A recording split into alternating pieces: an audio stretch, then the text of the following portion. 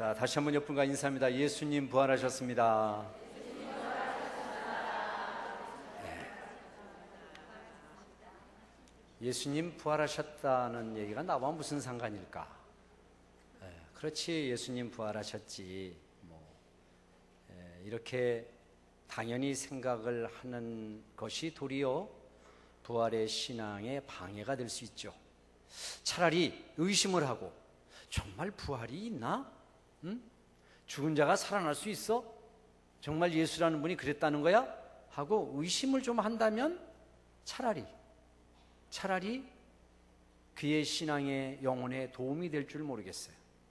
근데 어느덧 신앙생활을 오래 한 우리들에게 있어서 부활은 당연한 것이 되어버리다 보니까 부활의 능력으로 살아가는 것을 그렇게 살아가지 못하는 것도 역시 당연하다라고 생각하는 그런 가운데 우리가 생활하고 있는지 한번 우리가 돌아봐야 되죠.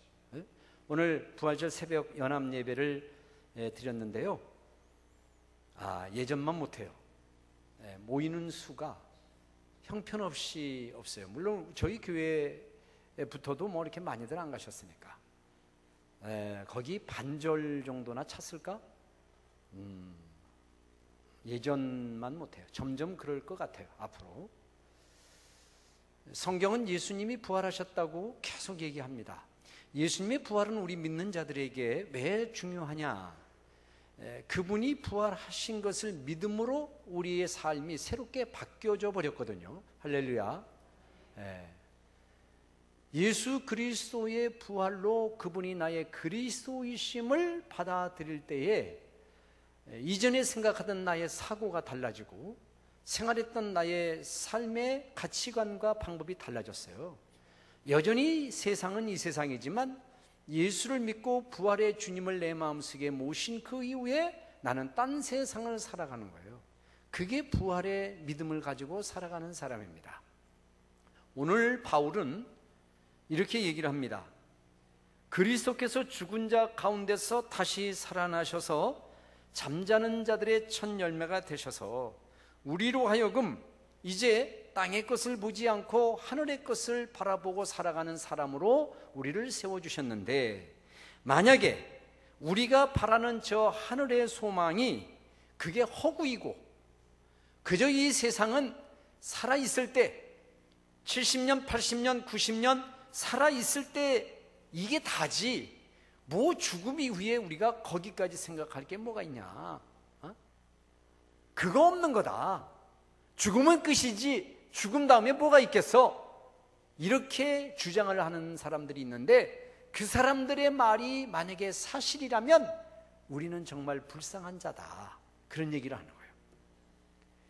우리가 부활을 믿지 아니하는 다른 사람들에게 예수님이 죽었다가 이렇게 살아나셔서 다시 다시 살아난 것은 우리가 언젠가는 수명이다 해서 죽고 나서 먼 훗날 예수님이 강림하실 때에 우리 다 살아나는 예표로 주님이 먼저 살아나신 거야.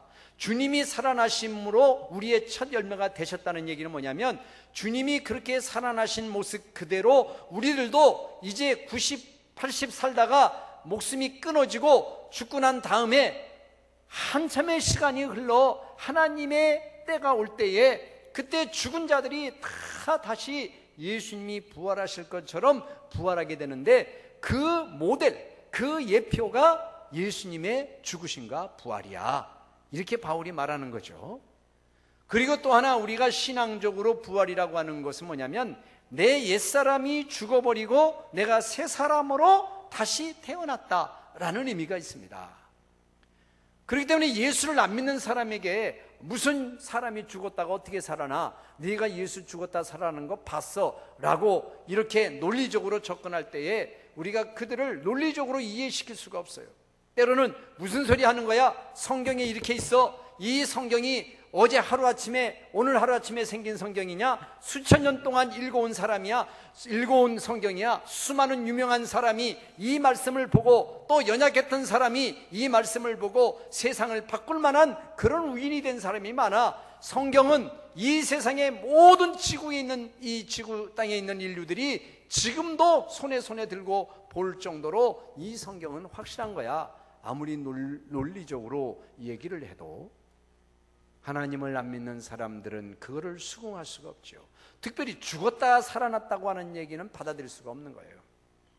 그래서 우리가 계속해서 논리적으로 설득을 합니다. 예수님이 이런 분이야, 이런 분이야, 이런 분이야, 죽었다 살아나신 분이야, 살아나신 분이야, 그분을 믿으면은 이렇게 되는 거야.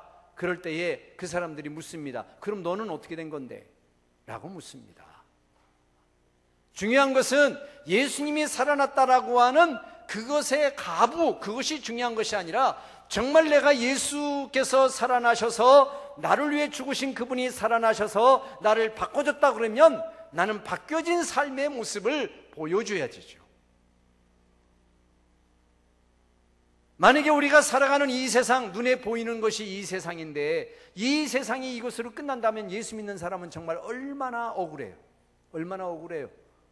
예수 믿는 것 때문에 세상의 즐거움 끊어버리고 이건 나쁜 것이다, 이건 악한 것이다, 하나님이 싫어하신다라는 수많은 말로 하고 싶은 거 안 하고 먹고 싶은 거 안 먹고 해서는 안 될 것 그런 거 멀리하고 또 남이 싫어하는 거 하고 억지로도 하고 즐거운 마음으로도 하고 다 하늘의 소망을 위해서 살았는데 하늘의 소망이 있기 때문에 지금의 어려움을 참고 견디고 하늘의 소망이 있기 때문에 그렇게 욕심스럽게 살기보다는 가지고 있는 것에 감사하며 만족하며 살려고 그렇게 했는데 그런데 저 내세가 없다, 예수님의 부활은 헛것이다, 천국이 없다 그런단다면 우리는 정말 불행하고 억울한 삶을 살아가는 사람이다. 바울은 지금 그렇게 말을 하고 있는 겁니다. 그러면서 덧붙이기를 언젠가 이제 그리스도께서 이 땅에 강림하실 때가 오는데 모든 죽은 자들이 다시 살아날 때가 온다. 예수 그리스도의 부활을 믿는 사람은 생명의 부활로 다시 부활할 것이고 하나님을 등지고 살았던 그 영혼들은 사망의 부활로 심판의 부활로 다시 살아날 거다. 우리를 봐보고 고지식하다느니 예수를 믿는 사람이 어떻게 이렇게 사냐, 예수 믿는 사람들 참 불쌍하다, 예수가 무슨 예수, 하나님이 어디 계셔, 이 세상 살고 죽으면 끝이지, 이렇게 얘기하는 사람들이 마지막 그날에 다시 부활하여 심판의 부활로 다시 태어났을 때, 살아났을 때에 그때가 현실로 다가왔다 그러면 그때는 이제 후회해도 소용없는 날이죠. 돌이킬 수도 없는 날이죠. 정말 그날이 우리에게 올 때 더 이상 우리는 불쌍한 자가 되지 않고 세상 사람들이 보는 측은지심으로 바라보는 그런 사람이 되지 않을 거라요. 사랑하는 성도 여러분, 우리에게 있어서 부활은 삶 속의 부활이 되어야 될 줄로 믿습니다. 논리적으로 부활이 중요한 게 아니에요. 예수님이 부활하셔서 말로 1000번 만번 한들 그 부활이 나에게 무슨 의미가 있겠어요?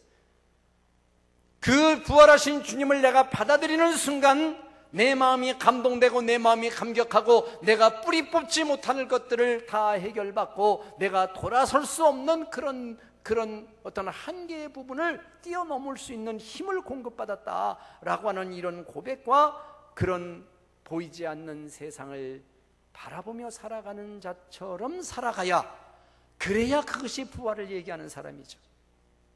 부활의 증인이라는 것은 말로 증언하는 것도 있겠지만은 우리가 살아가는 모습으로 증언하는 거예요. 논리적으로 그 사람에게 수많은 부활의 얘기를 했어도 그런데 네 말은 다 맞는 것 같아, 맞다고 치자.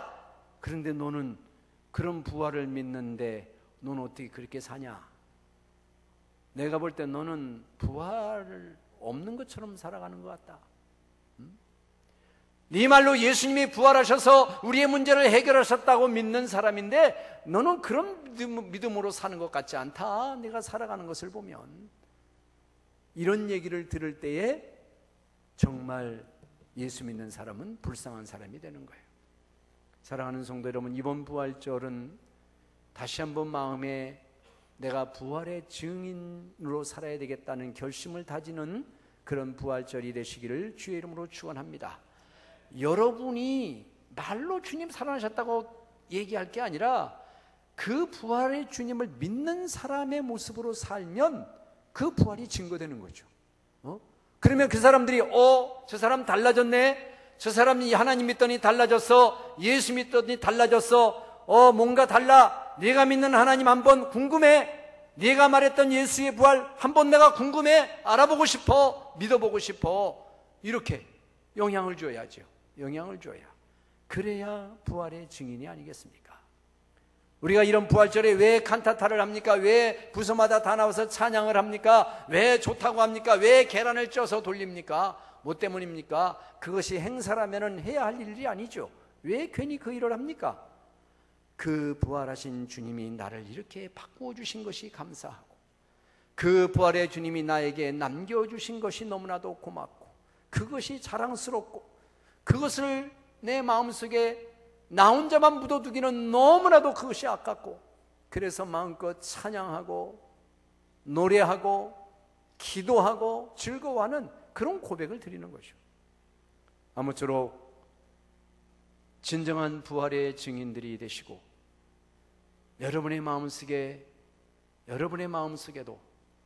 그런 부활의 능력이 깃들으셔서 부활의 능력으로 세상을 이겨가며 하루하루를 견디고 소망에 흔들림 없이 살아가시는 모든 성도 여러분들 되시기를 주의 이름으로 축원을 드립니다. 은혜로우신 아버지 하나님, 감사합니다. 이제 그리스도께서 죽은 자 가운데서 다시 살아나사 잠자는 자들의 첫 열매가 되셨도다 그러는데, 만약 우리가 그리스도 안에서 바라는 것이 다만 이 세상에 있는 것으로 하나인다면 우리는 모든 사람 가운데 불쌍한 자가 아니겠느냐. 바울이 그렇게 말하고 있습니다. 그렇습니다. 주님, 우리가 불쌍한 자입니까? 우리가 동정을 받아야 될 자입니까? 우리가 바보 같은 자입니까? 그렇지 않습니다. 하나님 우리에게 하늘의 문을 열어주시고 우리가 바라볼 수 없는, 눈으로 바라볼 수 없는 저 하늘의 것들을 보게 하시고 그것을 소망으로 삼고 살게 하셔서 때로 이 세상의 우겨쌈을 당하여도 넘어져도 넘어지지 않고 애워싸워지지 아니하고 소망을 품고 더욱 그것을 견디고 참고 언젠가는 우리에게 영광의 날이, 그날이 있을 것을 마음속에 새기며 늘 오래 참음으로 승리해 나가는 우리 성도들 될 수 있도록 함께하여 주시기를 원하옵고 기도합니다. 이번 부활절을 맞이하여 부활의 능력이 저들의 마음속에 깃들여지게 하셔서 부활의 진정한 증인으로 살아갈 수 있도록 복 내려 주시옵소서. 예수님의 이름으로 기도하옵나이다. 아멘.